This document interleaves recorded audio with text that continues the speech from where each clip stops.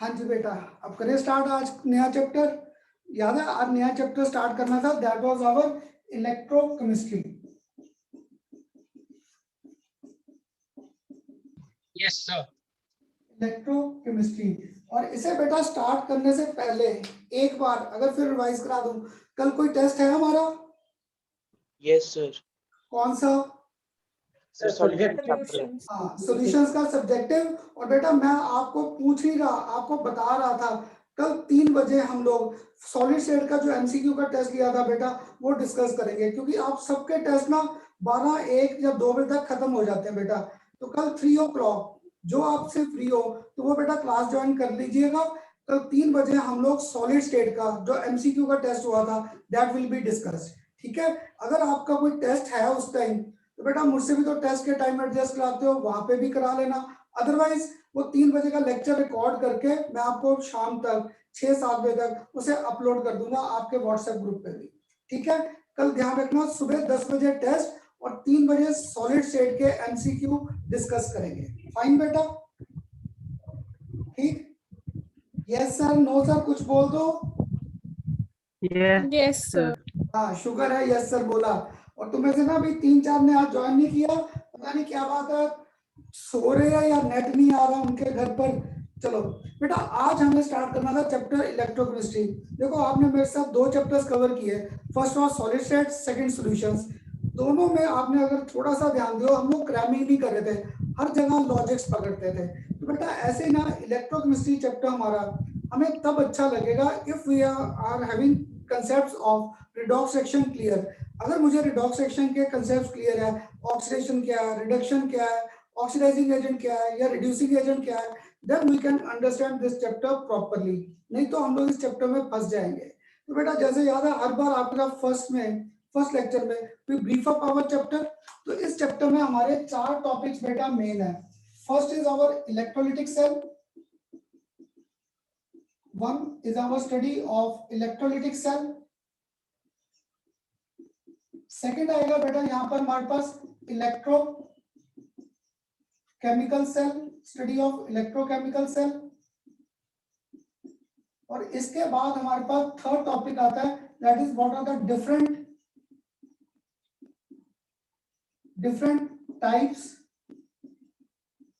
Types of electrochemical cell. ये बेटा ECC मैंने इसका शॉर्ट फॉर्म लिख दिया, different types of electrochemical cell.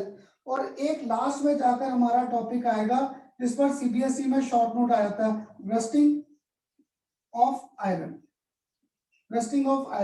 तो बेटा इस चैप्टर को 4 हिस्सों में डिवाइड कर दिया, study of electrolytic cell, electrochemical cell, different types of electrochemical cell और एक आखिर में रस्टिंग ऑफ आयरन। तो पता क्या, अगर आप सीबीएसई की बुक उठाओगे एनसीईआरटी, उसमें इलेक्ट्रोकेमिकल सेल पहले दे रखा है, उसके बाद इलेक्ट्रोलिटिक सेल के साथ इंट्रोडक्शन है, फिर और टॉपिक्स है, फिर different types of electrochemical cell है। तो बेटा सारी ना खिचड़ी बना दी।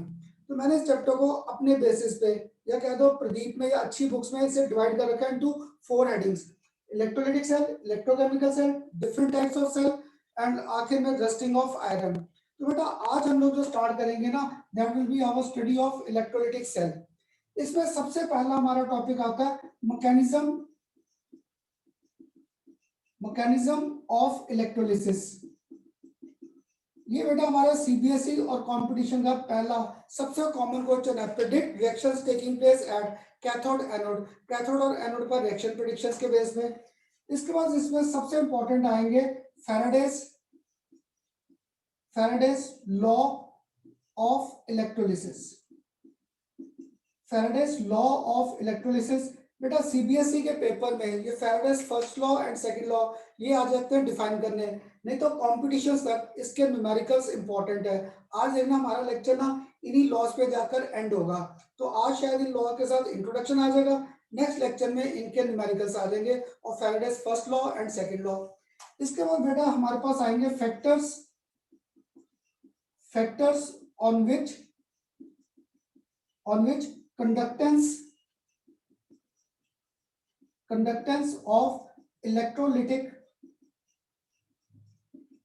conductance of electrolytic solution depends.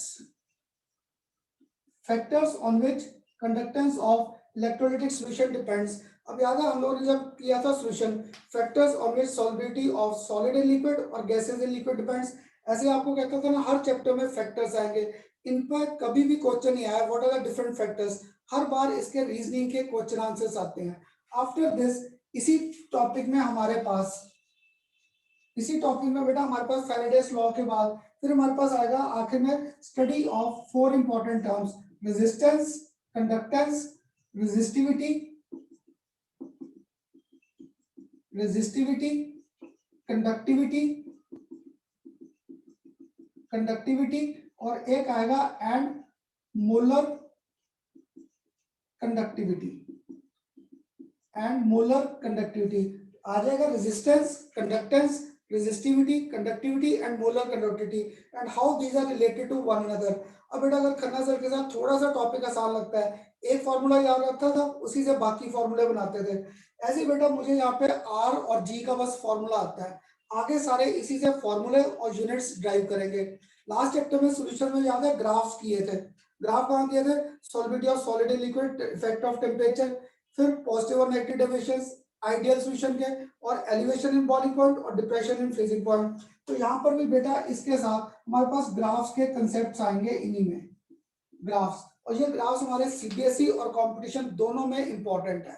After the study of these graphs, clear, इस ग्राफ्स के बाद ये जो टॉपिक है हमारा ये एंड करेगा आखिर में जाकर on the basis of study of कुलाक्स law, on the basis of study of this कुलाक्स law. Clear बेटा, क्लॉक्स लॉ तक हमारे इंपॉर्टेंट न्यूमेरिकल्स आएंगे। अगर आप जेई का पेपर उठाओगे लास्ट ईयर के, क्लियर लास्ट ईयर तक, तो आपको फैराडेस लॉ और ये क्लॉक्स लॉ पर सबसे ज्यादा न्यूमेरिकल्स के कंसेप्ट आ रखे हैं। ये था बेटा हमारा study of our electrolytic cell. अब बताइए सबको पहले इलेक्ट्रोलाइटिक सेल में क्या क्या पढ़ेंगे, ये पार्ट क्लियर हुआ? कर दूं इसे अब? Yes sir. कर दूं बेटा अब? तो अगर इस पार्ट को यहां से रब कर दिया, अब इसके बाद सेकंड हमारे पास कौन सा टॉपिक लिखा था, that was study of our electrochemical cell. Electrochemical cell जो मेरे साथ है, पता नहीं अब लास्ट ईयर याद है इलेक्ट्रोकेमिकल सेल की वर्किंग डिस्कस की थी इन रिडॉक्स सेक्शन। हाँ जी मन्नत, आपने भी लास्ट ईयर रिडॉक्स सेक्शन में किया ना बेटा स्टडी ऑफ इलेक्ट्रोकेमिकल सेल? हाँ जी इलेक्ट्रोकेमिकल, यस सर। थी ना बेटा? बस यहाँ पर क्या होगा हमारे पास इसके सिर्फ हाँ जी। कॉन्सेप्ट्स ये थे ना बेटा, तो इस बार हमारे पास इसके न्यूमेरिकल्स भी आ रहे हैं। तो यहाँ पर पहले लेक्चर में आएगा working of this electrochemical cell, second हमारे पास यहाँ पर आएगी study of electrochemical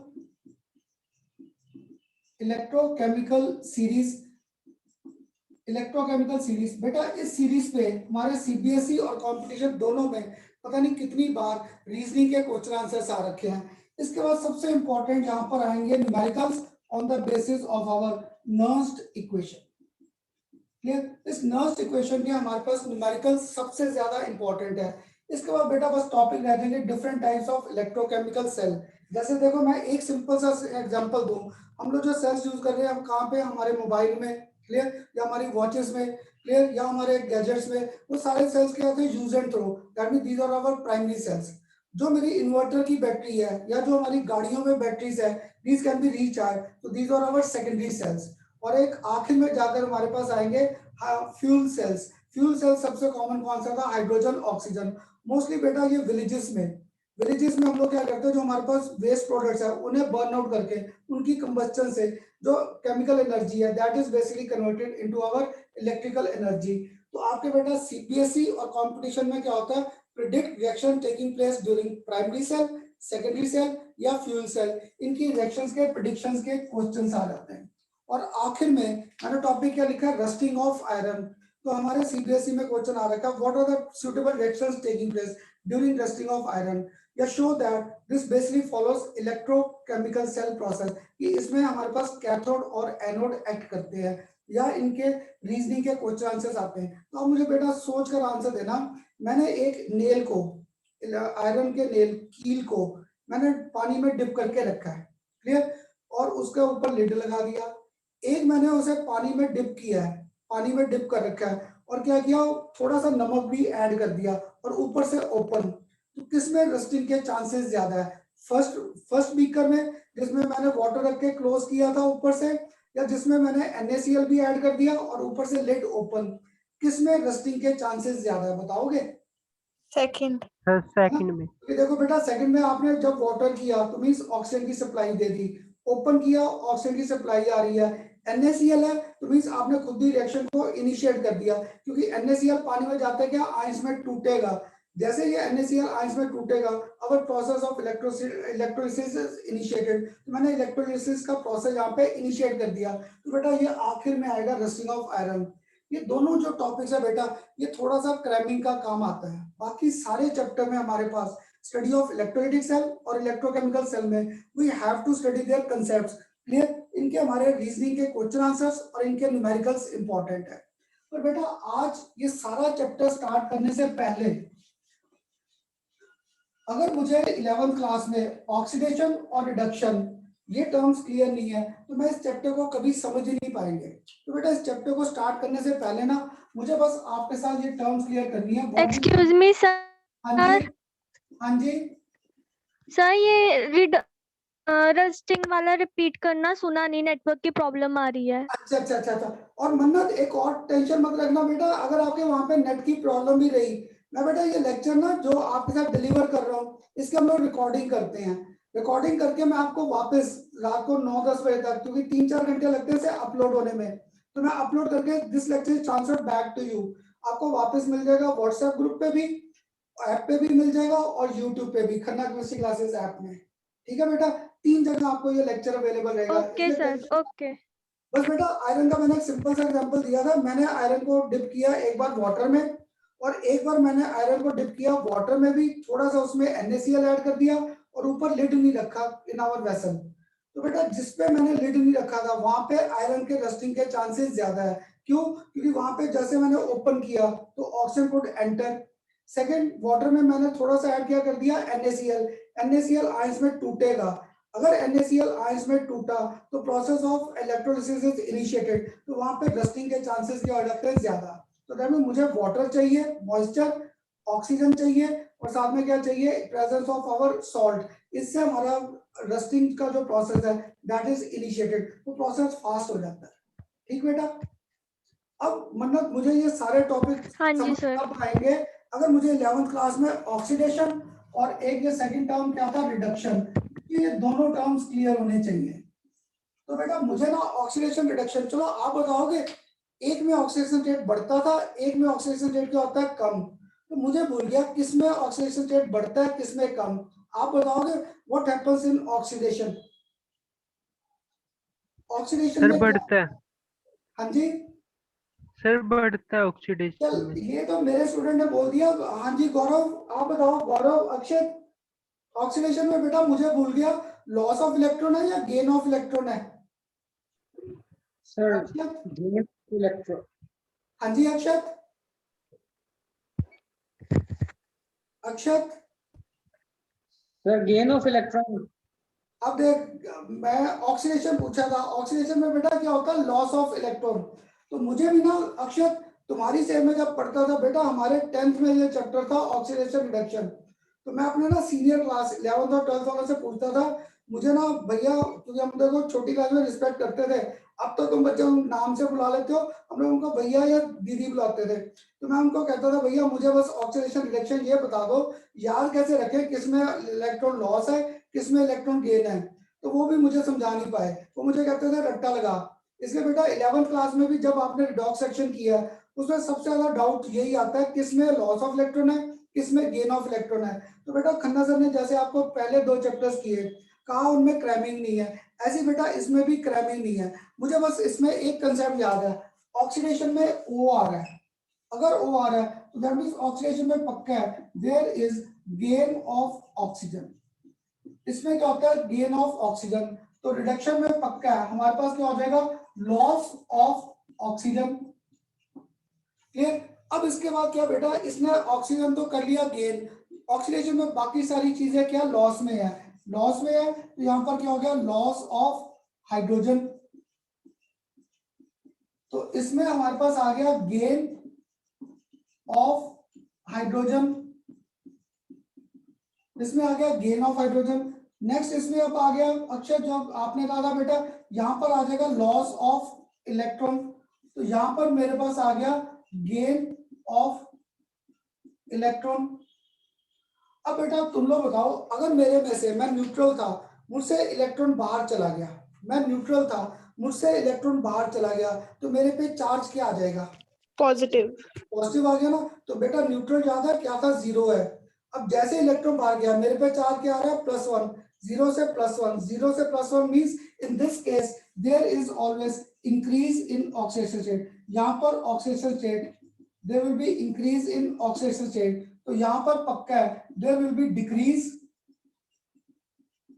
in oxidation state. यहाँ पर क्या होगा? डिक्रीज। और बेटा जो मुझे इस साल आपका ना जेई का पेपर ध्यान आ रहा है, अभी तक जो 2 पेपर्स हुए बेटा, दोनों में आपको इन पे क्वेश्चंस आ रखे हैं, रिएक्शन दिए थे, you have to sort out कौन सी चीज ऑक्सीडाइज, कौन सी चीज रिड्यूस, या which is acting as oxidising agent and which is acting as reducing agent. तो बेटा देखो इस कंसेप्ट में आज के बाद तुम्हें रट्टा लगाना ही नहीं पड़ेगा।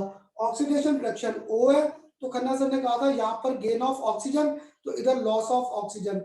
बाकी यहाँ पे सारी चीजों का लॉस ही है, तो loss of hydrogen, loss of electron. अब मैंने इलेक्ट्रॉन का लॉस किया, मेरे पे चार्ज क्या आ गया? पॉजिटिव, तो पक्का है there is increase in oxidation state, और इसमें पक्का है there will be decrease in oxidation state. अभी भी अगर किसी को डाउट है, खन्ना सर मुझे कुछ नहीं समझ आया, इनका एग्जांपल पकड़े बेटा। यहाँ पर सोडियम है, सोडियम स्कूल की कॉन्फ़िगरेशन लिखता क्या था? 281।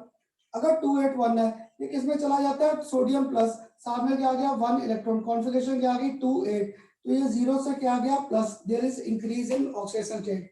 ऐसे बेटा इसका एग्जांपल क्लोरीन, क्लोरीन ने क्या किया? 1 इलेक्ट्रॉन गेन Cl नेगेटिव, याद है इसकी कॉन्फ़िगरेशन 287, ये आ गया 288। अब देखो यहाँ पे क्लोरीन न्यूट्रल था, क्या था? 0, 1 इलेक्ट्रॉन ऐड किया, negative charge add, that means there was decrease in oxidation state. तो बेटा खन्ना सर को भी ना नया नया जब पढ़ाना स्टार्ट किया था, क्या तो बिल्कुल नया, जब तो साल पहले 2 या 3 साल, मैं ये सारी डेफिनेशन बुक में से रट्टा लगाकर तुम बच्चों को लेक्चर डिलीवर करता था, और अब मुझे कभी पढ़ने की जरूरत ही नहीं पड़ी मुझे, क्योंकि ऑक्सीडेशन रिडक्शन का बेसिक सा क्लियर है। ओ गेन ऑफ ऑक्सीजन, बाकी सारी चीजें लॉस। रिडक्शन में लॉस ऑफ ऑक्सीजन है, तो बाकी सारी चीजें क्या है? गेन में। अब बताओ बेटा सबको, अब तो नहीं भूलेगा ऑक्सीडेशन और रिडक्शन? हाँ जी बेटा, सबको क्लियर ये ऑक्सीडेशन रिडक्शन? Yes sir. बोल दो यस सर, नो सर। हाँ जी, सबको क्लियर? Yes sir. गुड। अगर ये क्लियर है तो अब बेटा देखो, अगर मैंने इलेक्ट्रॉन छीने, अगर देखो मैंने इलेक्ट्रॉन छीने, मैंने इलेक्ट्रॉन स्नैच किए किसी से, तो मैंने इलेक्ट्रॉन गेन कर लिया, दैट मींस मैं क्या हो गया? रिड्यूस। पर मैंने दूसरे को क्या कर दिया? ऑक्सीडाइज। तो दैट मींस जो रिडक्शन है, this is basically definition of our oxidising agent, और जो ऑक्सीडेशन है, these are basically acting as our reducing agents. क्यों? अगर मैं ऑक्सीडाइज हो रहा था, तो मैंने अपना इलेक्ट्रॉन थ्रो किया, यानी मैंने आपको फोर्स किया कि मुझसे इलेक्ट्रॉन गेन कर। तो जब आपने मुझसे इलेक्ट्रॉन गेन किया, यू आर गेटिंग रिड्यूस। आपको इलेक्ट्रॉन दिया किसने? मैंने। So I was acting as reducing agent. तो बेटा सिंपल सा याद रखना, जो चीज ऑक्सीडाइज हो रहा है that is basically acting as reducing agent, और जो चीज रिड्यूस हो रही है that is acting as our oxidising agent. ये एक हमारा सिंपल सा कंसेप्ट था, जो हमारे इलेक्ट्रोलिसिस में भी, इलेक्ट्रोकेमिकल सेल में भी, different types of electrochemical cell, सब में ये बेसिक्स आएंगे। ऑक्सीडेशन रिडक्शन, एनोड कैथोड, ये सारे कंसेप्ट बेटा 12th क्लास में रिपीट होंगे। अब बताओ सबको clear, what do you mean by oxidation reduction and what is acting as oxidising agent and reducing agent? सबको क्लियर बेटा? Yes sir. अगर क्लियर है तो मुझे अभी भी डाउट रहता है कि तुम बच्चों को अभी भी डाउट है, इसे रब कर दूं? सबने नोट कर लिया बेटा? क्योंकि ये बुक्स में नहीं मिलेगा आपको टेबल, ये बना लो, ये टेबल इंपॉर्टेंट है हमारा। हाँ जी बेटा बना लो, अगर नहीं बनाया टेबल लिख लिया ये सबने? Yes sir. हाँ जी सारे बोल दो yes sir, no sir. Yes sir. चलो गुड। अगर ये टेबल बना लिया है तो बेटा ऐसा है, खन्ना सर को अभी भी नहीं समझ आया था कि क्या पढ़ाया है और कैसे करना है, तो मैंने आपको ना एक एग्जांपल दे दिया यहाँ पर, थोड़ा सा टिपिकल। हाइड्रोजन परऑक्साइड है, इसने मुझे क्या दिया? वाटर, और साथ में क्या दिया? ऑक्सीजन गैस की एवोल्यूशन। यहाँ पर ऑक्सीजन था, ये था -1, यहाँ पे ऑक्सीजन क्या था? -2, और यहाँ पर ऑक्सीजन क्या था? 0। क्लियर? तो बेटा अब आप सोचकर बताओ, यहाँ पे ऑक्सीजन -1 से गया -2, क्लियर, और यहाँ पर -1 से गया 0। तो बताओ ऊपर जो हो रहा है प्रोसेस, ये ऑक्सीडेशन है या रिडक्शन? Sir, oxidation. वो oxidation sir. क्योंकि ये -1 से क्या गया 0, air oxidation rate was increasing, so process कौन सा हो गया बेटा? ऑक्सीडेशन। नीचे -1 से -2, दैट मीन डिक्रीज, तो here this was acting as reduction. तो देखो बेटा इस रिएक्शन में एक ही कंपाउंड क्या हो गया? ऑक्सीडाइज भी और रिड्यूस भी। एक ही कंपाउंड ऑक्सीडाइज भी हो रहा है और रिड्यूस भी हो रहा है। So this was example of our, अगर आपको याद हो 11th क्लास में, disproportionation reaction. This was example of our disproportionation reaction। आपके कंपटीशन तक सबसे कॉमन ऐसे क्वेश्चंस आते हैं, आपको रिएक्शंस आएंगी and you have to sort out which substance is getting oxidized and which substance is getting reduced। ऐसे एक और एग्जांपल दिया आपको, Zn reacts with copper ions। यहाँ पे प्रोडक्ट आ गया बेटा Zn2+ और साथ में आके आ गया कॉपर। तो अब आप बताओ यहाँ पर Zn से गया Zn2+ और कॉपर 2+ गया इसमें, तो बताओगे Zn या Zn2? Oxidation हो रही है, oxidation। गुड, रिडक्शन हो रही है। शाबाश, मुझे बताओ पक्का। Zn 0 से +2 इंक्रीज, 0 से +2 इंक्रीज, इंक्रीज है तो यहाँ पर क्या था? ऑक्सीडेशन, और ये क्या था? रिडक्शन। ठीक बेटा? सर समझ नहीं आया मेरे को। चल खैर, मैं इस एग्जांपल को ना फिर दोबारा से लिखता हूँ बोर्ड पर। ये देख, क्योंकि ये सबसे इंपॉर्टेंट कंसेप्ट है, ये कंसेप्ट हमें क्लियर करना जरूरी है। Zn को रेड किया कॉपर 2+, प्रोडक्ट में क्या आ गया? Zn2+ और साथ में क्या आ गया? कॉपर। अब देख Zn 0 से क्या गया? +2। Zn 0 से गया +2, दैट मींस इंक्रीज। अगर इंक्रीज करता है तो कौन सा प्रोसेस था? ऑक्सीडेशन। कॉपर +2 से क्या गया? कॉपर +2 से 0, +2 से 0, ऑक्सीडेशन रेट डिक्रीज, तो यहाँ पर ये क्या हो गया? रिडक्शन। ठीक, अब क्लियर अक्षर? Yes sir. क्लियर बेटा? सर मैं सर गेन और लूज का वो प्लस में बीच में मैथ्स लेकर आ रहा था कि 0 से 2 में गया है तो गेन हुआ ये है। देख Zn क्या गया? +2, दैट मीन 2 इलेक्ट्रॉन्स क्या कर दिया बेटा? बाहर, लॉस ऑफ इलेक्ट्रॉन। तो अगर लॉस ऑफ इलेक्ट्रॉन था तो क्या था? ऑक्सीडेशन। कॉपर +2 है, कॉपर +2 ने क्या किया? 2 इलेक्ट्रॉन्स गेन। देखो यहाँ पर हो क्या रहा है इसमें? Zn हमारा कन्वर्ट किया इनटू Zn2+ और साथ में 2 इलेक्ट्रॉन्स। कॉपर 2+ किसमें कन्वर्ट हुआ? कॉपर। तो इसने क्या किया? यहाँ पर 2 इलेक्ट्रॉन्स गेन, तो यहाँ पर ऑक्सीडेशन और यहाँ पर क्या था? रिडक्शन। अब क्लियर बेटा? Yes sir. क्लियर कर सकते थे अब तो ऐसे। तो अब थोड़ा सा आप सोचकर आंसर देना, Zn यहाँ पर क्या एक्ट करेगा? ऑक्सीडाइजिंग एजेंट या रिड्यूसिंग एजेंट? Zn क्या एक्ट करेगा? ऑक्सीडाइजिंग एजेंट और रिड्यूसिंग एजेंट?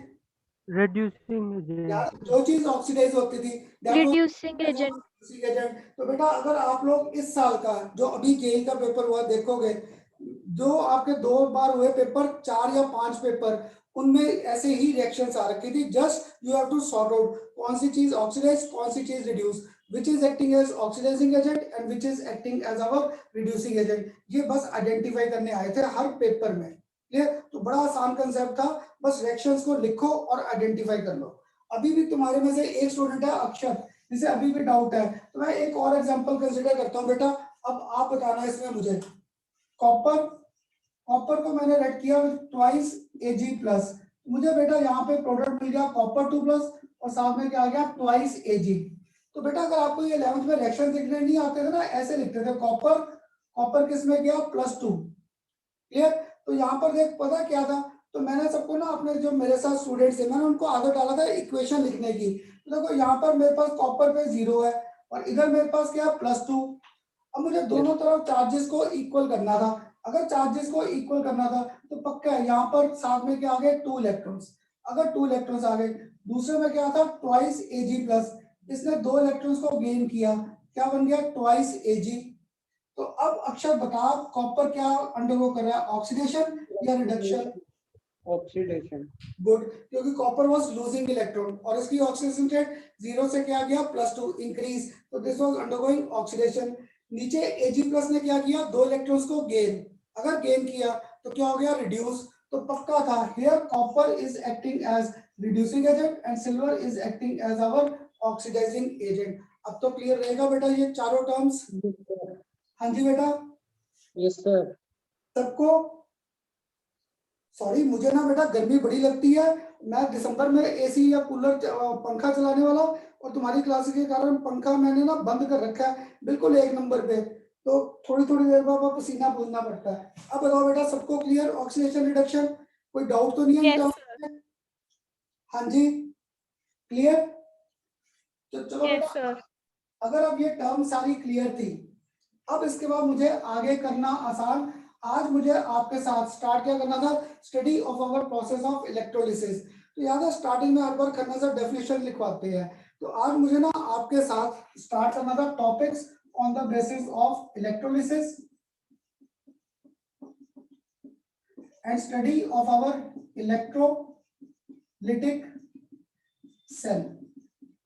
क्लियर? तो बेटा मुझे ना आज आपको ये इलेक्ट्रोलिसिस, इलेक्ट्रोलिटिक सेल, या what do you mean by electrochemistry, electrochemistry, ये सारी डेफिनेशंस थी, इन डेफिनेशंस को क्लियर करना था। देखो बेटा एक सिंपल सा कंसेप्ट याद रखना, जो इलेक्ट्रोलिसिस का प्रोसेस है, क्लियर, ये प्रोसेस हर बार we make this process occur from our own side, ये प्रोसेस मैं करा रहा हूँ। आप बताओ बेटा NaCl इलेक्ट्रिसिटी कंडक्ट करता है? NaCl yes No, sir. sir. करता है?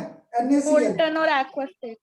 अब आपने कंडीशन लगा दी, गुड। आपने कंडीशन क्या लगाई खन्ना सर? या तो उसे मोल्टन करो या उसे क्या करो, एक्वस। तो बेटा NaCl मेरे पास क्या था? नमक घर में, वो तो इलेक्ट्रिसिटी कंडक्ट नहीं कर रहा था, पर जैसे ही मैंने NaCl में थोड़ा सा पानी ऐड किया या NaCl को मोल्टन फॉर्म में ले गया, then it starts conducting electricity. तो दैट मीन मैंने रिएक्शन को अक्कर कराया।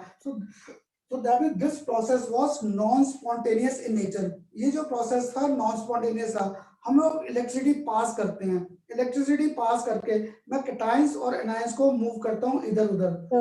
मैंने कैटायंस को इधर उधर मूव किया तो कहीं पे लॉस ऑफ इलेक्ट्रॉन्स और कहीं पे जाकर क्या होगा, gain of electrons, and our process takes place. तो हमारा जो इलेक्ट्रोलिसिस का प्रोसेस है दैट अकर्स।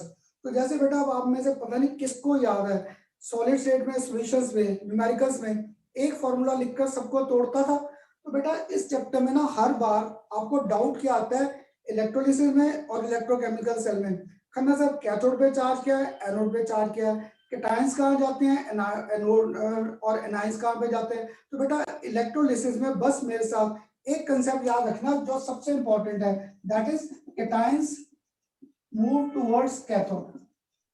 ये लिख लो क्योंकि ये काम बड़ा आएगा। Second, anions these move towards anode।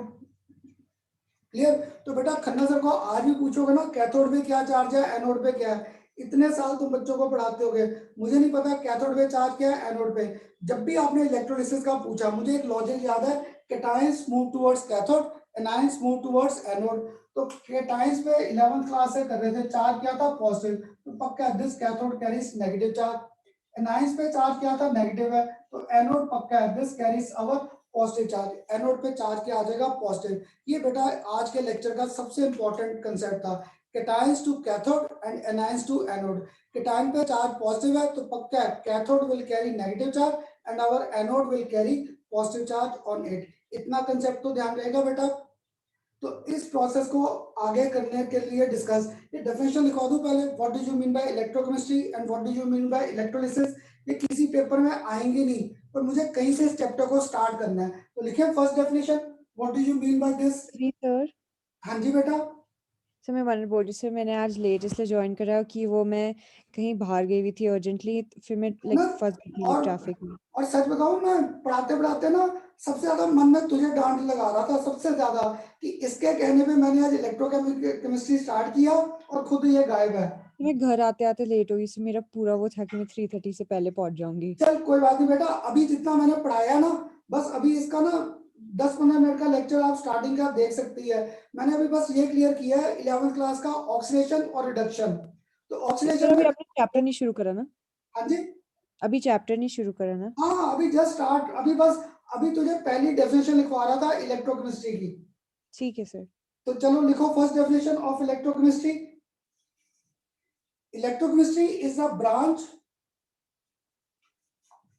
Electrochemistry is the branch of chemistry is the branch of chemistry which deals with relationship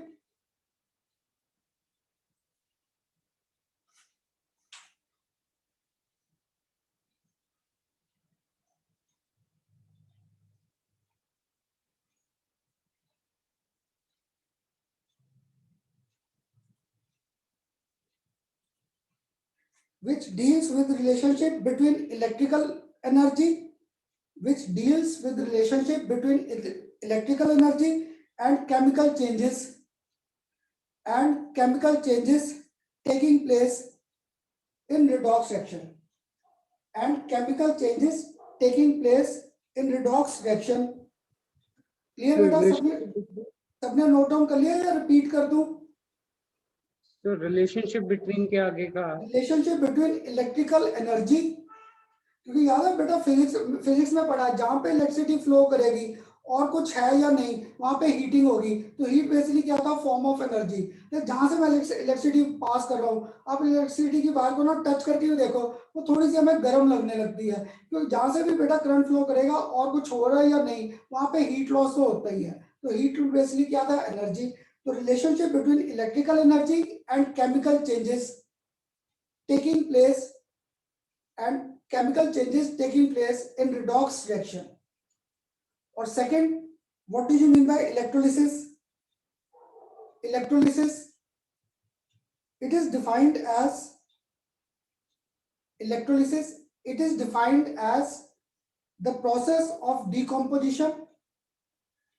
It is defined as the process of decomposition of an electrolyte. Process of decomposition of an electrolyte by passage of electricity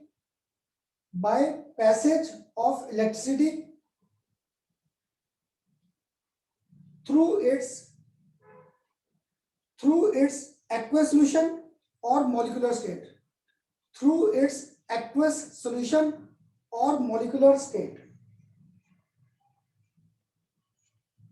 अब बेटा बताओ ये दो definitions clear? Electrochemistry और second what do you mean bye electrolysis? हाँ जी बेटा, Yes, sir. Clear? चलो good. तो मन्नत अभी ना मैंने आपके साथ, अब बेटा हम लोग इस चैप्टर का प्रॉपर टॉपिक स्टार्ट कर रहे थे, तो ये आपके सीबीएसई का पहला या कंपटीशन का पहला कॉमन क्वेश्चन आता है, predict reaction taking place eight cathode and anode. तो बेटा यहाँ पे कैथोड और एनोड पे करने के लिए क्लियर मैंने आपके साथ सिंपल सा ये फिगर ड्रॉ किया। क्लियर? इस फिगर में मेरे पास एक इलेक्ट्रोड ये था और एक इलेक्ट्रोड मेरे पास ये है, ये इन दोनों को मैंने कनेक्ट कर दिया थ्रू वोल्टेज।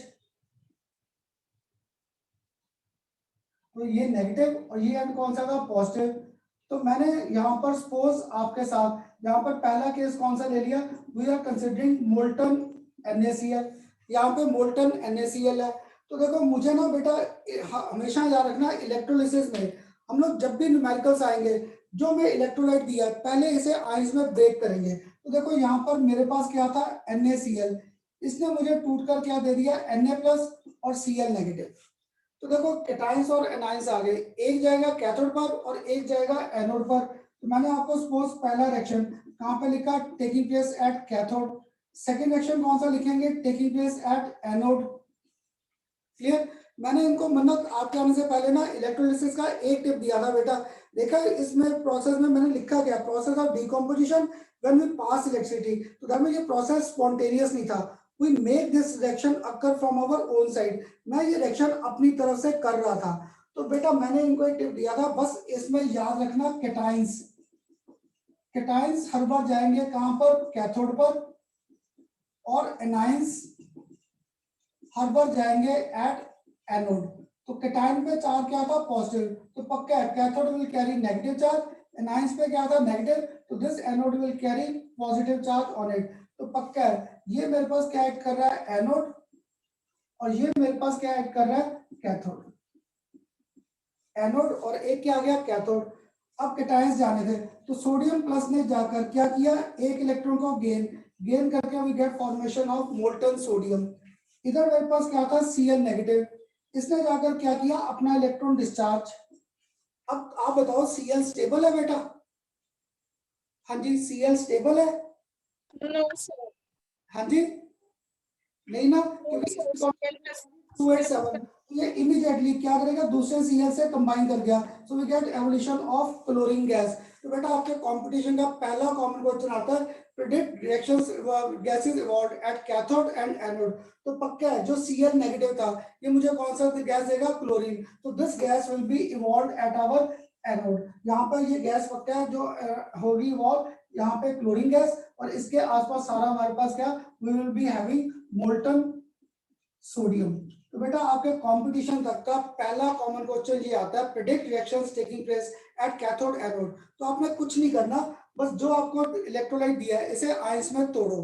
तोड़कर एक सिंपल सा लॉजिक था, कैटायंस जाते हैं कैथोड पर, एनायंस कहाँ जाते हैं, एनोड। तो ये याद करना मुश्किल नहीं है, cations to cathode, anions to anode. तो बेटा आपको कोई साइन कन्वेंशन और याद करने की जरूरत ही नहीं पड़ेगी। सोडियम प्लस ने क्या किया, इलेक्ट्रॉन गेन, न्यूट्रल। क्लोरीन ने क्या किया, इलेक्ट्रॉन लूज, तो न्यूट्रल। क्लोरीन स्टेबल नहीं था, तो दिस कंबाइंस इमीडिएटली। तो इसे बेटा आज मैंने एक नई टर्म इंट्रोड्यूस की, ये था हमारा primary change. This was our primary change. पर प्राइमरी चेंज का प्रोडक्ट स्टेबल नहीं था, तो दोनों क्लोरीन कंबाइन कर गए, so Cl is evolved as our secondary change. This is evolved as our secondary change. अब बेटा अगर आपको मेरे साथ ऑक्सीडेशन का कंसेप्ट क्लियर हुआ था, अब बताओ कि कैथोड पर क्या हो रहा है, ऑक्सीडेशन या रिडक्शन? कैथोड पर oxidation. गुड, हाँ जी, कैथोड पर क्या हो रहा है, इलेक्ट्रॉन गेन। अगर इलेक्ट्रॉन गेन है तो यहाँ पर क्या हो गया बेटा, रिडक्शन। एनोड पर लॉस ऑफ इलेक्ट्रॉन्स, तो लॉस ऑफ इलेक्ट्रॉन, तो एनोड पर क्या, ऑक्सीडेशन। ये हमेशा ध्यान रखना बेटा, एनोड पर ऑक्सीडेशन और कैथोड पर क्या होता है, रिडक्शन। क्लियर? अब बताओ, इसलिए मैंने आज सबसे पहले मतलब जब आपने ज्वाइन नहीं किया था ना, तो बेटा इनको मैंने ऑक्सीडेशन और रिडक्शन के कंसेप्ट क्लियर किए थे। तो अभी के लेक्चर में बस आप ध्यान रखना, ऑक्सीडेशन में ऑक्सीजन गेन है O, ऑक्सीडेशन में O है, तो यहाँ पे ऑक्सीजन का गेन है, बाकी सारी चीजें लॉस है। तो यहाँ पर इलेक्ट्रॉन्स क्या हुए, लूज। अगर इलेक्ट्रॉन लूज हुए तो ये प्रोसेस कौन सा था, ऑक्सीडेशन। इसमें इलेक्ट्रॉन क्या हुआ था, गेन। अगर इलेक्ट्रॉन गेन है तो प्रोसेस कौन सा हो गया, रिडक्शन। तो बेटा आप बताओ, अगर पेपर में पहला सिंपल क्वेश्चन आ जाए, predict reaction taking place eight cathode anode during electrolysis of molten NaCl, सबको क्लियर? हाँ जी बेटा, सबको क्लियर? Yes, sir. पक्का, कोई डाउट तो नहीं यहाँ पे? Yes, sir. चलो एक गुड, नोट अगर ये क्लियर है तो अब बेटा इस लेक्चर को थोड़ा सा और अगर आगे लेकर जाए, अब बेटा आप ना मेरे साथ एक लॉजिक आगे ध्यान रखना है। वो लॉजिक क्या बेटा, आगे ना रिएक्शंस बड़ी करनी है हमें, तो रिएक्शंस एक पहले रिएक्शन कर लेते हैं फिर उसको डिस्कस करते हैं। अब मैंने आपके लिए यहाँ पे कंसीडर किया सोल्यूशन एक्वस NaCl। अगर मैंने एक्वस NaCl लिया तो यहाँ पे मेरे पास NaCl, इसने मुझे टूट कर क्या दिया बेटा, Na प्लस और Cl नेगेटिव। दूसरा एक्वस था, that means there was water, water ने मुझे टूट कर क्या दिया, H प्लस और OH नेगेटिव। अब रिएक्शन टेकिंग प्लेस एट कहां पर करना था, कैथोड, और सेकंड करना था रिएक्शन टेकिंग प्लेस एट कहां पे करना था, एनोड। क्लियर? अब देखो यहाँ पर कैथोड पर क्या हुआ, ये जो H प्लस था, H प्लस, इसने क्या किया, एक इलेक्ट्रॉन को गेन किया, एक इलेक्ट्रॉन को गेन, तो get evolution of formation of hydrogen. अब ये हाइड्रोजन स्टेबल नहीं था, दूसरे H से इमीडिएटली कंबाइन कर दिया, तो get evolution of hydrogen gas. अब दूसरी साइड मैंने यहाँ पर क्या था, मेरे पास सेकंड साइड क्या था, Cl नेगेटिव। इसने क्या किया, Cl साथ में 1 इलेक्ट्रॉन, ये Cl इमीडिएटली कंबाइन कर गया सेकंड Cl से, तो we get evolution of Cl2 gas. तो बेटा ये तुम्हारे कंपटीशन तक का बड़ा कॉमन क्वेश्चन है, aqueous NaCl which gas is evolved at cathode and anode. तो कैटायंस कैथोड, H+ जाके electron gain, hydrogen gas at कहां पर आ गई, कैथोड पे, और क्लोरीन गैस की एवोल्यूशन कहां पे आ गई, एनोड पर। ऐसे बेटा अभी मैं आपको ना ये रिएक्शन रब नहीं कर रहा, मैंने इनके उल्टे सीधे क्वेश्चंस पकड़ने थे। ऐसे ही मैंने एक यहाँ पर लिया एक्वस H2SO4, एक्वस H2SO4। तो बेटा देखो मुझे यहाँ पर H2SO4 का लॉजिक क्लियर है, ये मुझे टूट कर क्या देगा, ट्वाइस H+ और साथ में सल्फेट आयंस। दूसरा मेरे पास क्या था, वाटर है, तो वाटर मुझे टूट कर क्या देगा, H+ और OH नेगेटिव। अब reaction taking place at cathode और रिएक्शन टेकिंग प्लेस एट कहाँ पे आइडेंटिफाई करनी थी, एट एनोड। कैथोड और एनोड पे रिएक्शंस प्रेडिक्ट करनी थी। आप बताओ कैथोड पर क्या होगा। हाँ जी बेटा क्या होगा कैथोड पर? 2H प्लस 2 इलेक्ट्रॉन्स गेन करेगा। गुड। इसने अब पता नहीं नैना ने आंसर दिया या किसने, उसने मुझे क्या थोड़ा सा लॉजिक दे दिया, करने सर अलग अलग ना लिखो इकट्ठा कर दो। तो अगर सर इकट्ठा अपनी करता H2SO4 ट्वाइस H की प्लस, heading- इन्होंने क्या sir. किया, 2 इलेक्ट्रॉन्स को gain and we get evolution of hydrogen gas. Excuse me, sir. दूसरी साइड मेरे पास क्या था, OH नेगेटिव था। तो बेटा ये आपकी बुक में ना एक ही लाइन में रिएक्शन दिया है, मुझे एक लाइन में समझाना मुश्किल लगता है। तो देखो मैं इस OH नेगेटिव को अगर ब्रेक करूं तो मुझे OH और साथ में 1 इलेक्ट्रॉन। अब तुम में से एक स्टूडेंट OH को देख के कहता खन्ना सर ये तो स्टेबल ही नहीं है, ये क्या लिख दिया आपने OH, ये स्टेबल कहाँ से है। तो बेटा अगर मैं यहाँ पे लिख दूं 4OH तो ये मुझे क्या देता है, ट्वाइस वाटर और साथ में क्या देता है, एवोल्यूशन ऑफ ऑक्सीजन गैस। तो बेटा अगर आप बुक्स उठाओगे ना, आपको बुक में ये रिएक्शन ऐसे दे रखा है 4OH नेगेटिव, इसने क्या किया, हमें 4 इलेक्ट्रॉन्स दिए और साथ में क्या दिया, ट्वाइस वाटर और साथ में evolution of oxygen gas.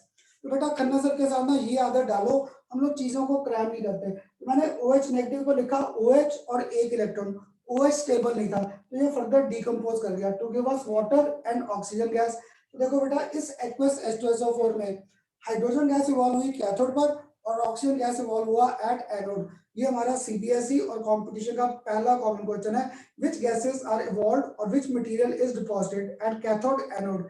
11th 10th class तक आपने बड़ा कॉमन किया था, याद है सिल्वर हमारे पास आयरन का स्पून है, उस पर कभी सिल्वर की कोटिंग कर रहे हैं कभी गोल्ड की कोटिंग कर रहे हैं, तो प्रोसेस इलेक्ट्रोलिसिस का ही था, that was through electrolysis. Excuse me, sir. Copper और Excuse me, silver sir. Iron पे डिपॉजिट हो जाता है। सर आपने ये H2SO4 की हेडिंग के साइड में क्या लिखा है?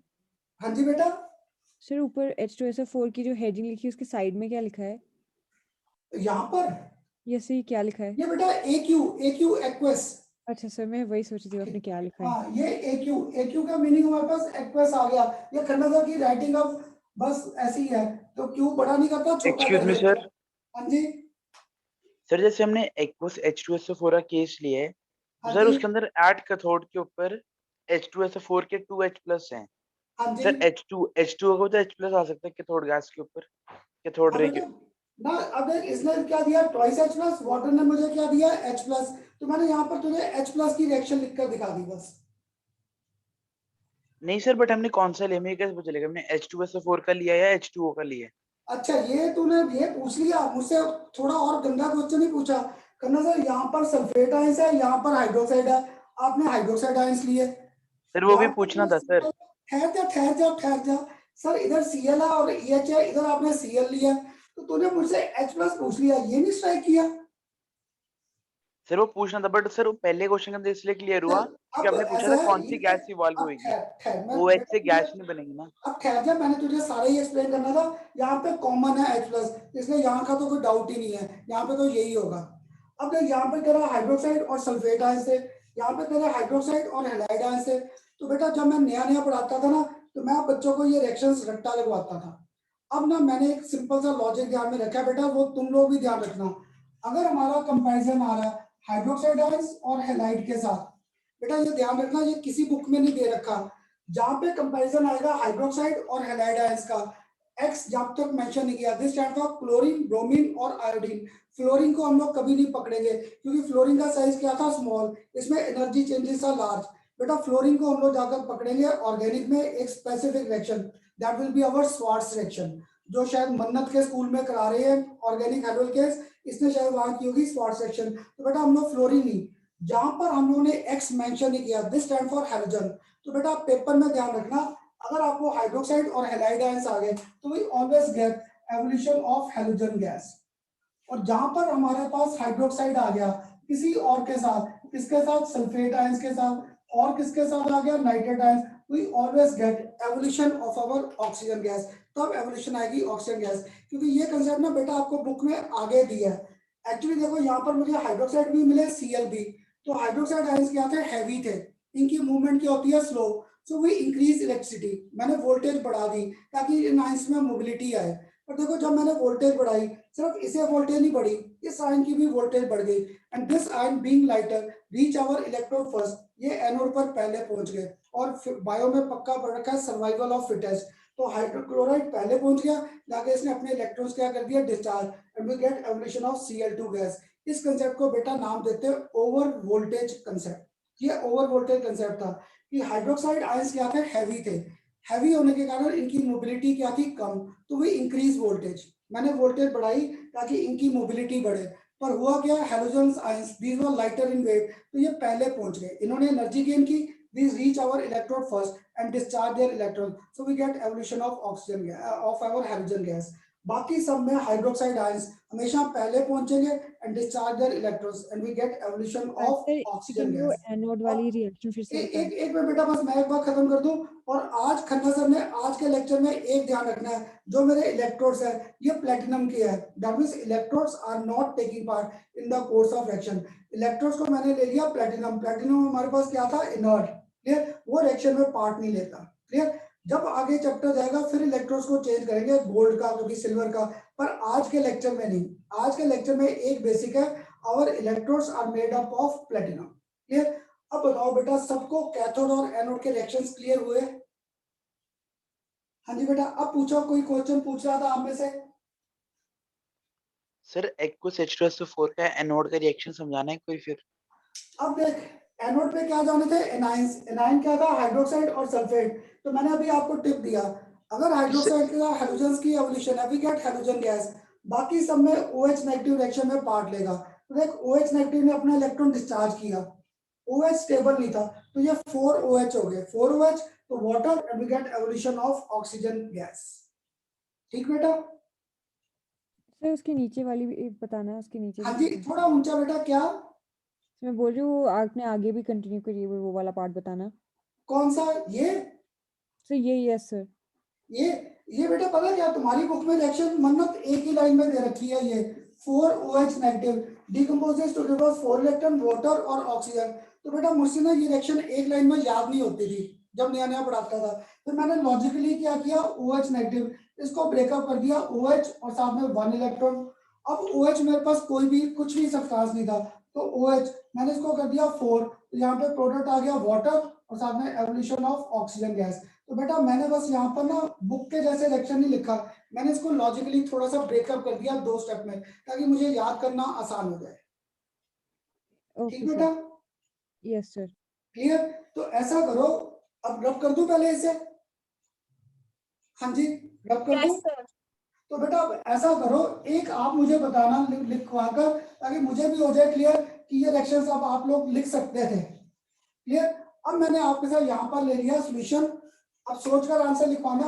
अब मैंने यहाँ पर आपके साथ ले लिया एक्वस HNO3, तो मुझे एक्वस HNO3 का रिएक्शन प्रोड्यूस करना था एट कैथोड,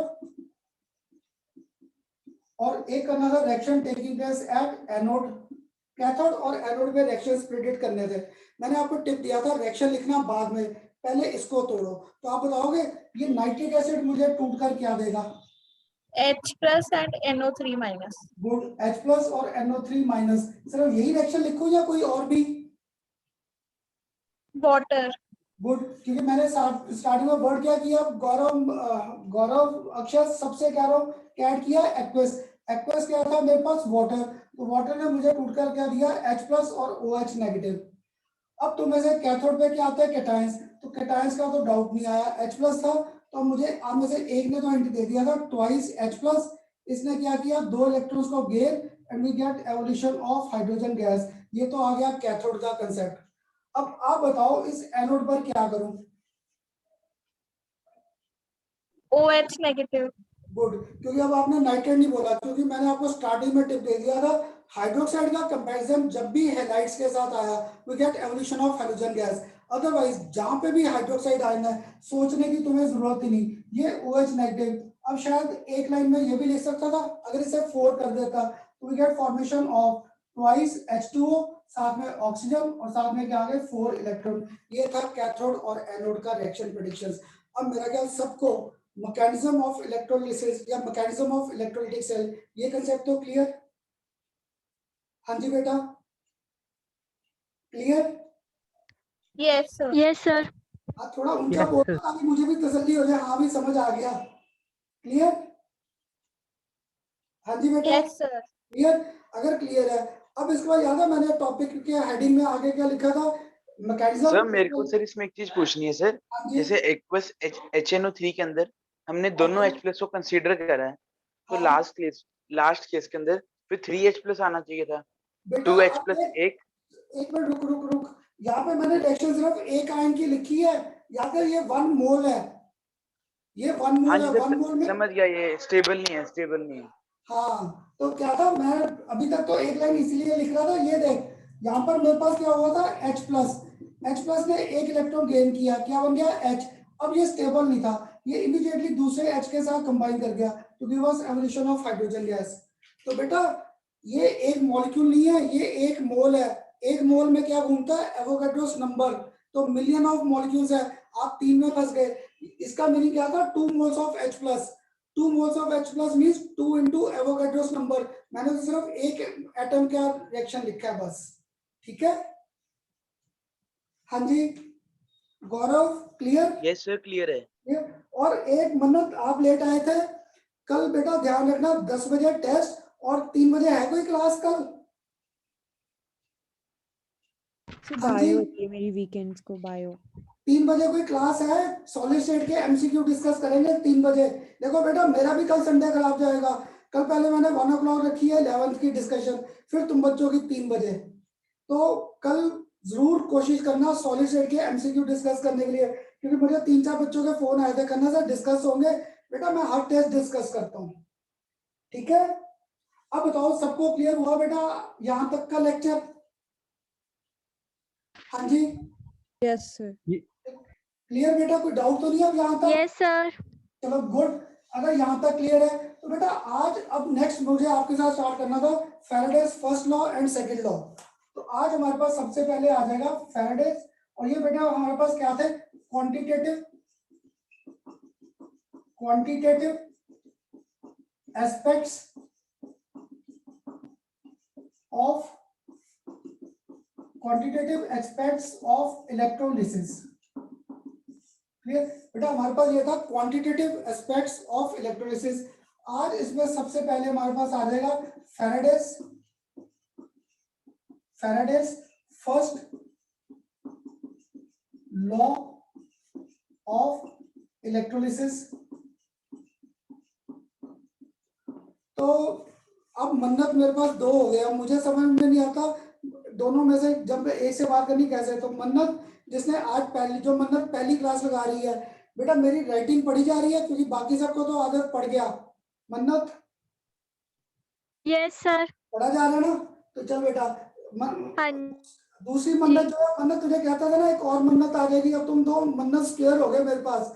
तो जब आंसर पूछो दोनों इकट्ठे बोल दिया करना चाहे। तो आज बेटा मुझे आपके साथ स्टार्ट करना था Faraday's first law of electrolysis. आज के लेक्चर में देखना ये फर्स्ट लॉ और सेकंड लॉ की बेटा इंट्रोडक्शन आ जाएगी, नेक्स्ट लेक्चर में इनके न्यूमेरिकल्स आ जाएंगे। अब जिस मन्नत ने आज मेरे साथ पहला लेक्चर लगा रही उसे तो नहीं क्लियर, आप बच्चों को तो क्लियर है, खन्ना सर इसकी डेफिनेशन जरूर लिखवाएंगे, पर बाद में पहले इसके कंसेप्ट क्लियर करते थे। तो बेटा अगर इसके कंसेप्ट क्लियर करते करें ना, इसका सिंपल सा कंसेप्ट क्या था, amount of the substance deposited और liberated at any electrode is directly proportional to the quantity of electricity passed through it। Clear? तो बेटा ऊपर देखो मैंने वर्ड लिखा है क्वांटिटेटिव मींस क्वांटिटी मींस अब यहाँ पर मेरे मोल कंसेप्ट का यूज आ जाएगा। क्लियर? तो इसके न्यूमेरिकल सारे हमारे बेस्ड थे ऑन आवर मोल कंसेप्ट। तो न्यूमेरिकल तो बेटा लगता है नेक्स्ट लेक्चर में आएंगे। आज मेरी इंट्रोडक्शन आ जाएगी with Faraday's first law and Faraday's second law of electrolysis. तो इनकी इंट्रोडक्शन के लिए पहला लॉ आज मैंने पकड़ा है, ये क्या कहता था, W is directly proportional to Q। अभी डेफिनेशन लिखवा दूंगा, इससे मैं खुद डेफिनेशन बना सकता था। This law states that during electricity amount of the substance deposited और liberated at any electrode is directly proportional to किसके, quantity of electricity pass through given solution. और इसको अगर मैं रिप्लेस कर दूं बाय कांस्टेंट, तो W इज इक्वल टू मेरे पास क्या आ गया, ZQ। और अगर अब आपको याद हो, आपने फिजिक्स में पक्का पढ़ रखा है, तो I is equal to Q by T. Clear? ये क्या होता था, Q बाई टी। तो Q इज इक्वल टू हमारे पास क्या हो गया, I इंटू टी। तो अगर मैं इसमें पुट कर दूं तो इज इक्वल टू Z साथ में इंटू I और साथ में क्या आ गया, इंटू टी। और ध्यान क्या रखना बेटा, न्यूमेरिकल में time is always express in terms of seconds, क्योंकि क्यू हमारे पास क्या था, कूलम्स, और जो करंट है this is measured in amperes, और जो टाइम है this is measured in seconds always. तो बेटा आप बच्चों के ना इनके न्यूमेरिकल्स में सबसे ज्यादा गलती टाइम में होती है, तुम लोग टाइम का ध्यान ही नहीं देते, जो यूनिट दिया उसी में कर दिया। पर आपको ध्यान रखना क्योंकि कूलम बेसिकली क्या था, एम्पियर सेकंड, तो then we have to consider time always in terms of seconds. मुझे इसमें टाइम हर बार क्या चाहिए, सेकंड में। और जो z है, z this is our constant, और इसको नाम क्या दे रखा है, इलेक्ट्रोकेमिकल कांस्टेंट।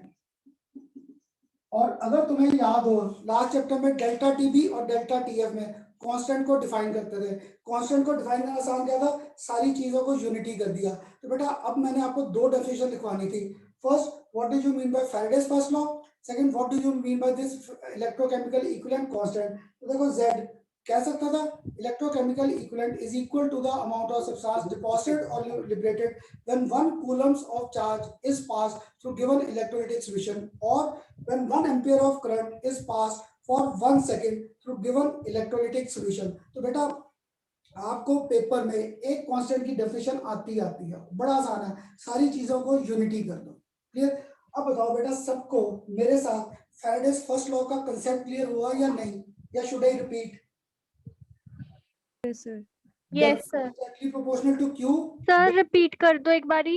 हाँ बेटा अगर आप ना भी करते खन्ना सर पका देंगे तो मैं रिपीट कर करके, मैं पहले ही कर रहा था ये, W is directly proportional to Q, इसको मैंने कांस्टेंट से रिप्लेस कर दिया, क्या आ गया Z stand for our electrochemical equivalent constant, electrochemical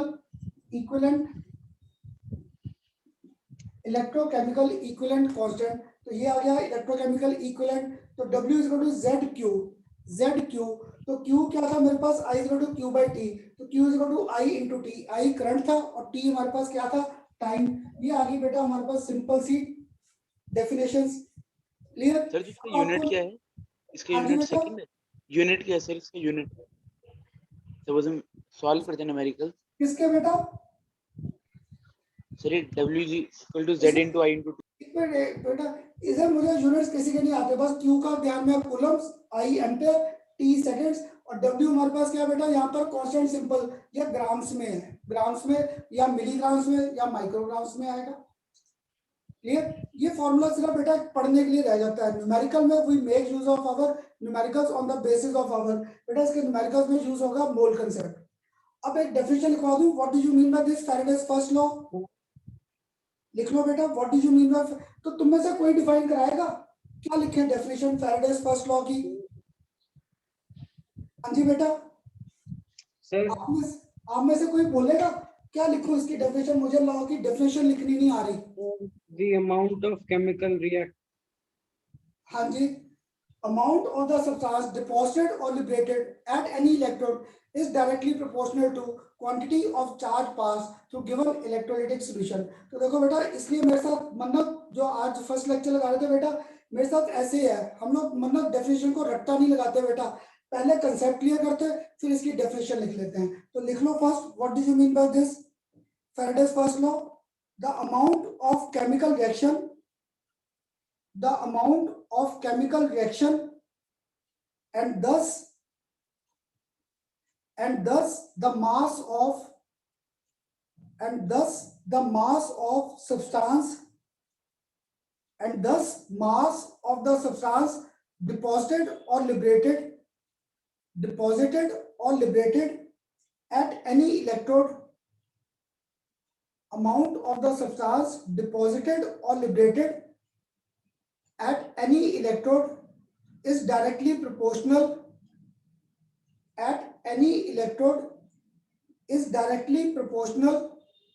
to the quantity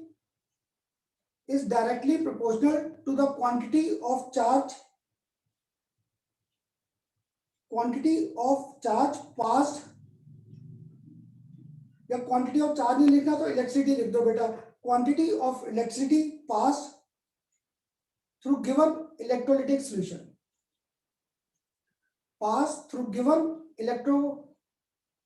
solution, अब बताओ बेटा सबने लिख लिया या शुड आई रिपीट? सर ये एक डाउट था हाँ जी, सर, जो कांस्टेंट है सर हमारी इलेक्ट्रोकेमिकल इक्वेशन हाँ जी इक्विवेलेंट है, इसकी वैल्यू उसमें गिवन होगी या फिर कोई पर्टिकुलर बेटा, है? मैंने इसलिए पहले तुझे कहा ये सिर्फ ना लॉ हमारे पढ़ने के लिए रह गया। इसके न्यूमेरिकल्स में ना हम लोग ये फॉर्मूला यूज नहीं करते। इससे सिर्फ एक न्यूमेरिकल सॉल्व होगा जिसमें z डायरेक्ट गिवन है। अक्षत, जिसमें z डायरेक्ट गिवन है बेटा, वो सिर्फ एक न्यूमेरिकल है। ये फॉर्मूला सिर्फ पढ़ने के लिए है। इसके सारे न्यूमेरिकल्स मोल कंसेप्ट के बेस पे आ जाएंगे। ठीक है, ओके सर, एक और रिपीट कर दो। हाँ बेटा, z के ना सिर्फ एक न्यूमेरिकल कर पाएंगे इस फॉर्मूले से। तो बड़े कई इंस्टीट्यूट है वहां पे ना z में ही बच्चों को कंफ्यूज करते हैं। तो मैं सबको कहता हूँ अगर आपको पेपर में डायरेक्ट गिवन है electrochemical equivalent, then make use of this formula. इसलिए मैंने अभी बेटा न्यूमेरिकल स्टार्ट नहीं किए। हम लोग इस z को पकड़ेंगे नहीं, हम लोग सारा कंसेप्ट ले जाएंगे मोल कंसेप्ट पे। फिर हमें न्यूमेरिकल्स आसान भी और इंटरेस्टिंग भी लगेंगे। ठीक बेटा, ठीक अक्षत। अब इसके बाद किसको डिफाइन करना था? Z stand for our electrochemical equivalent. लिख लो, Z may be defined as the mass of the substance. Z may be defined as mass of the substance deposited. Z may be defined as mass of the substance deposited when a current of 1 ampere is passed for 1 second. When current of 1 ampere is passed for 1 second, or when 1 coulomb of electricity sir of की बात तो बोला। or 1 coulomb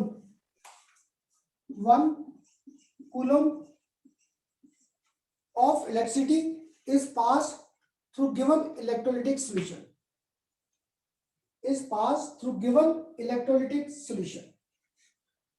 अब बताओ बेटा सबको sir एक आज, मिनट फिर से बोलो, 1 कूलम ऑफ इलेक्ट्रिसिटी। हाँ जी बेटा, कौन क्या रिपीट कर दे, कहाँ तक लिखा बेटा? सर और when 1 coulomb of electricity is passed through given electrolytic solution.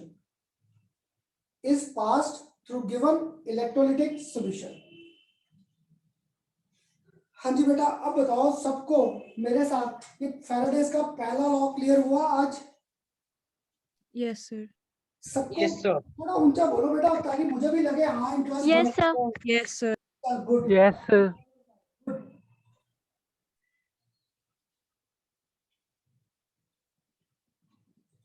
तो बेटा अगर यहाँ तक क्लियर थे तो आज मैंने आपको अक्षत, इसलिए न्यूमेरिकल्स की बेटा टेंशन मत लेना, न्यूमेरिकल हमारे नेक्स्ट लेक्चर में आ जाएंगे इसके सारे। अब आज मैं सिर्फ आपके साथ इसका थ्योरी पार्ट खत्म कर रहा था। तो नेक्स्ट हमारे पास आ जाएगा second, that is Faraday's second law of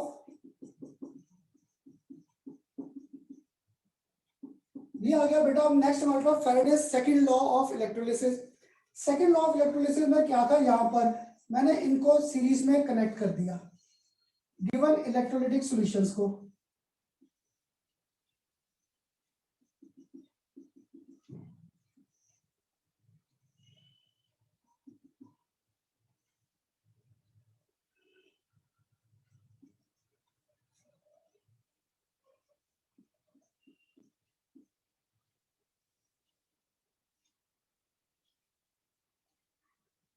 clear बेटा?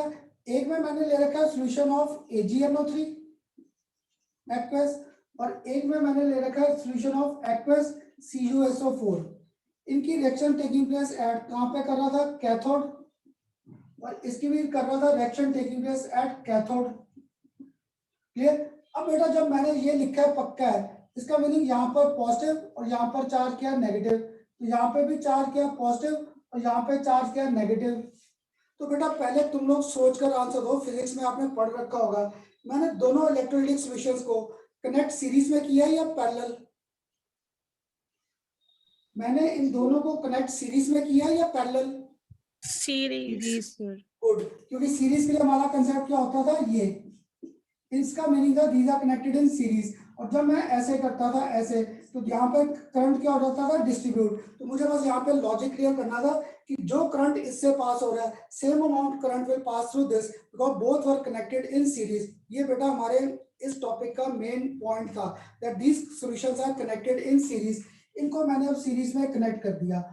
अब ना मुझे समझ में नहीं आ रहा, रिएक्शंस लिखने तो मुझे आसान है, कैथोड। मैंने आपको आज एक टिप दिया है, मेरे पास AgNO3 है, ये मुझे टूट कर क्या देगा, Ag प्लस, और साथ में क्या देगा, NO3 माइनस। ये जो कॉपर सल्फेट है, ये मुझे टूट कर क्या देगा, कॉपर आयंस, और साथ में क्या देगा, सल्फेट आयंस।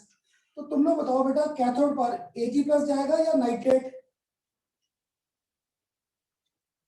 हाँ जी बेटा, कैथोड पर Ag प्लस जाएगा या Ag नाइट्रेट? plus. गुड, क्योंकि कैटायंस थे।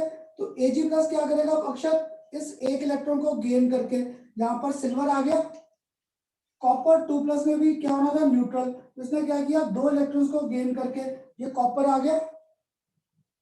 क्लियर? तो यहाँ पे गेन था, तभी प्रोसेस कौन सा हो गया, रिडक्शन। और यहाँ पर भी प्रोसेस कौन सा हो गया, रिडक्शन। अब बेटा ऊपर मैंने सारा लिख दिया, पर मैंने एनोड कैथोड नहीं बताए। आप बताओगे ये मेरे पास एनोड सर्व कर रहा है या कैथोड?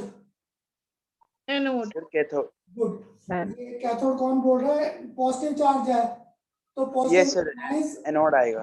ठीक है। तो बेटा मैं जब नया नया पढ़ाता था ना, पता नहीं किसने आंसर दिया था, तुम विश्वास नहीं करोगे, साल जब लाइफ का मैंने पहला या दूसरा लेक्चर लिया था, शायद मैं भी या तो रट्टा लगा कर गया था या पूरा लेक्चर देकर रब करके फिर ठीक किए थे। तो मुझे अपने पे भी बड़ा गुस्सा आया था। फिर धीरे धीरे बेटा बस ये कैथोड एनोड का एक लॉजिक रख लिया कि इलेक्ट्रोलिसिस में बस एक लॉजिक था, cations to cathode, anions to anode. तो ऐसे ही यहाँ पर भी पक्का है, यहाँ पर भी मेरे पास ये हो जाएगा एनोड और ये हो जाएगा हमारे पास कैथोड। तो पक्का है, यहाँ पर कैटायंस टुवर्ड्स कैथोड, तो यहाँ पर सिल्वर की डिपोजिशन और यहाँ पर मेरे पास कॉपर क्या कर जाएगा, आकर डिपॉजिट हो गया। ये तो ये लॉ हमें क्या कहता था, mass of substance, mass of substance deposited or liberated at any electrode is directly proportional to its equivalent mass of that substance, equivalent mass of that substance। Clear? तो ये पढ़ा जा रहा है सबसे, mass of substance deposited or liberated at electrode is directly proportional to, बेटा ये अभी क्लियर कर दूंगा, equivalent mass का concept, equivalent mass of that substance. ये था हमारा फैराडेज का सेकंड लॉ कि जब भी हम लोग इलेक्ट्रोलाइटिक सॉल्यूशंस को कनेक्ट करेंगे सीरीज में, तो अमाउंट ऑफ सब्सटेंस डिपॉजिटेड और liberated at electrode is directly proportional to equivalent mass of that substance. ये था हमारा Faraday's second law of electrolysis.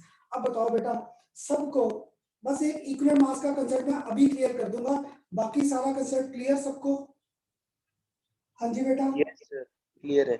तो इसकी एक definition Yes, sir. Faraday second law, ये फिगर बना लो पहले बेटा, बना लिया सबने? Yes sir. ये इतना धीरे धीरे क्यों बोल रही है, थोड़ा ऊंचा पॉजिटिव हो गया। Yes sir, yes sir. ऐसे बोला कर।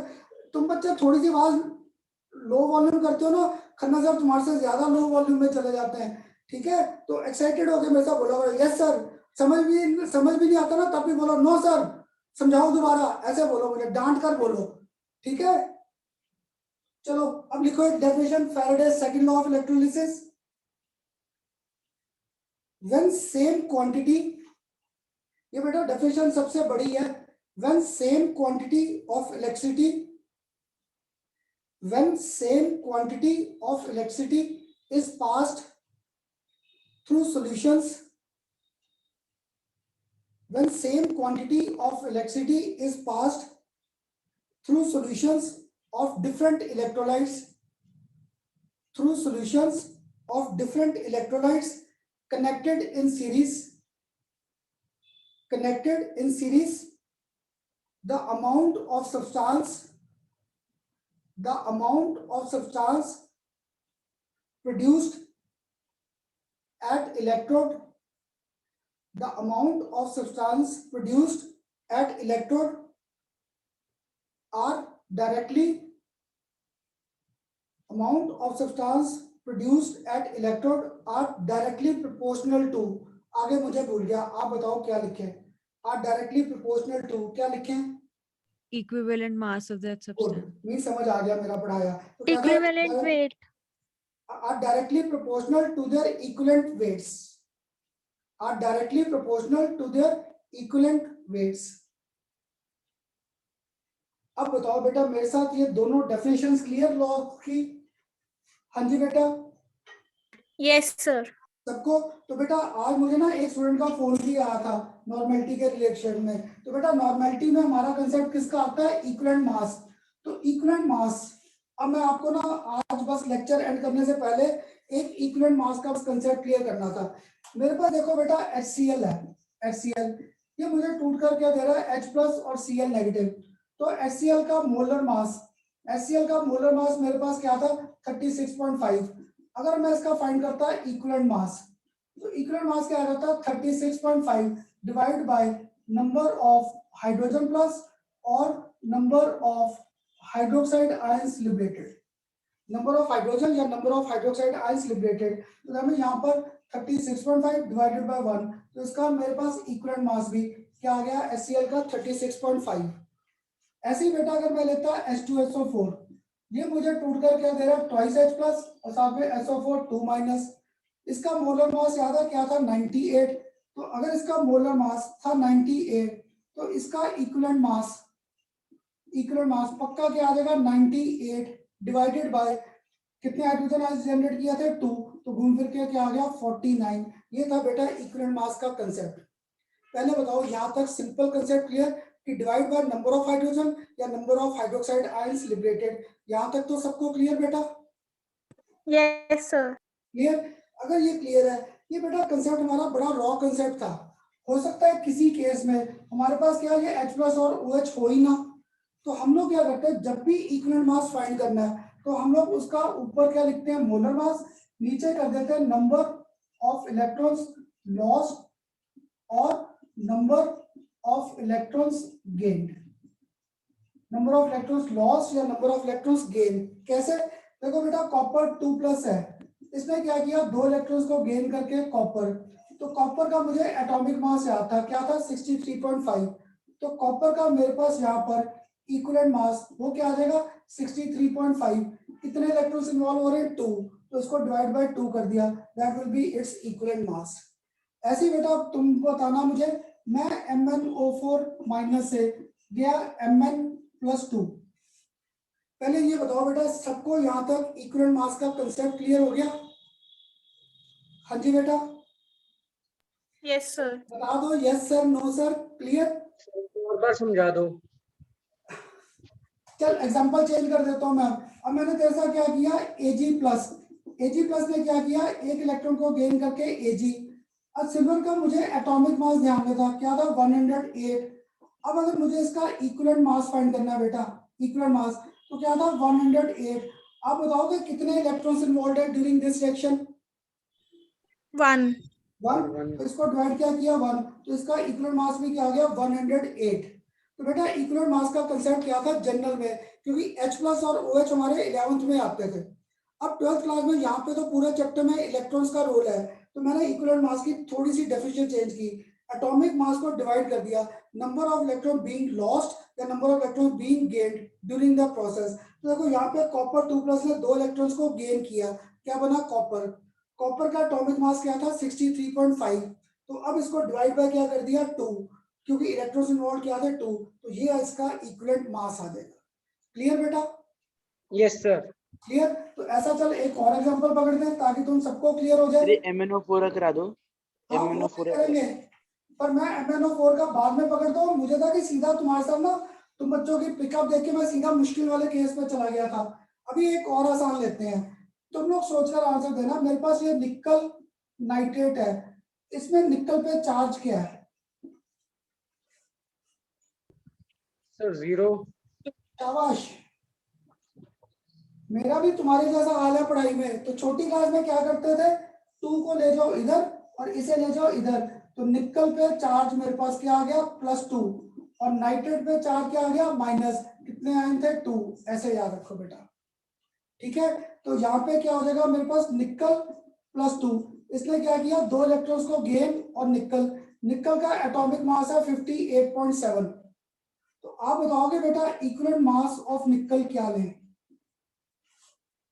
निकल का एटॉमिक मास 58.7 डिवाइड बाय 2। अब तो क्लियर हुआ बेटा सबको इक्विवेलेंट मास का कंसेप्ट? हाँ जी बेटा, क्लियर सबको? हाँ जी, Yes. सारे बोलो yes Yes, sir, clear? Yes sir. Yes, sir. हाँ, ये अक्षर बोलता है सबसे अच्छा यस सर, तो सारे ऐसे ही बोला करो यस सर, नो सर ना बोला करो, नो सर से मेरा भी मन बैठ जाता है तुम्हें पढ़ाते पढ़ाते, ठीक है। तो अब देखो बेटा अगर यहाँ तक क्लियर है, अब ये थोड़ा सा गंदा केस पकड़े।